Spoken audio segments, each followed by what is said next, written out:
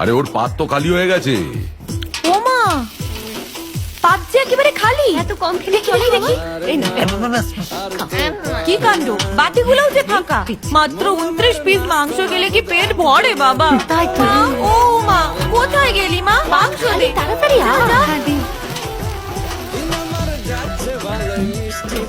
ও মা, পাওয়া ছোট কাকিমা খুব ভালো মাংস রান্না করে।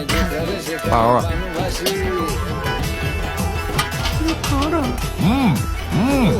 শুরু করো।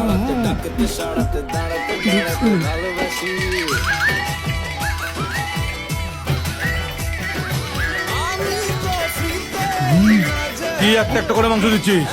বালতিরা বসিয়ে দে। দাঁড়া তো, ভালোবেসে আদর করে খাওয়াচ্ছি মা, তাতে হচ্ছে না। গোটা বালতিটা বসিয়ে দে। তোমাদের কাজ তো সারাদিন সারের মতো খাওয়া আর গুটোনো। তোমরা কি বুঝবে বলো তো? যা বলেছিস, আমার মানুষটাকে মনে নেই? সেই বিয়ের পর প্রথম জামাই ষষ্ঠীতে গিয়ে একটা আস্ত পাঠা খেয়ে ফেলেছিল রে। আর আমাদের কপালে জুটেছিল শুধু হরি মটর। তোমার বাবাকে খেয়ে নিন, তোমার ভাগ্যি ভালো। শুনলি কি বললো? আর আমার চোখ ফুলসজ্জার রাতে আমার হাত ধরে টেনে বললো কাছে এসো, আর অমনি আমার হাতটা কোনই থেকে খুলে গেল। ভালো আর হয়েছে সব। বাচ্চাদের সামনে কি বলছো এসব? মাছের মরু নিয়ে সরা কয়েকখানা। কি হলো? আরে ওর পাট খালি তো, খুব মিষ্টি না। খাও খাও, এইটুকু বসে এই অবস্থা তোমাদের।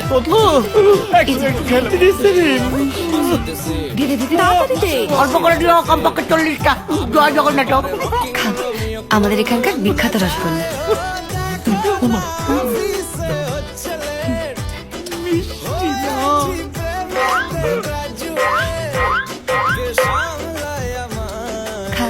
চোখের জলে ভাসিয়ে দিলাম মনের ঠিকানা, খেয়াল স্রোতে চাইলে তুমি অন্য মোহনা।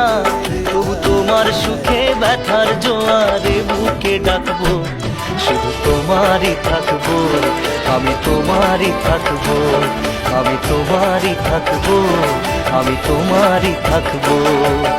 আমার বুকে চোখে যায় কত কি যে বলে যায়, যেই না হেসেছে সেই তো ফেসেছি আমি মাঝি গঙ্গায়।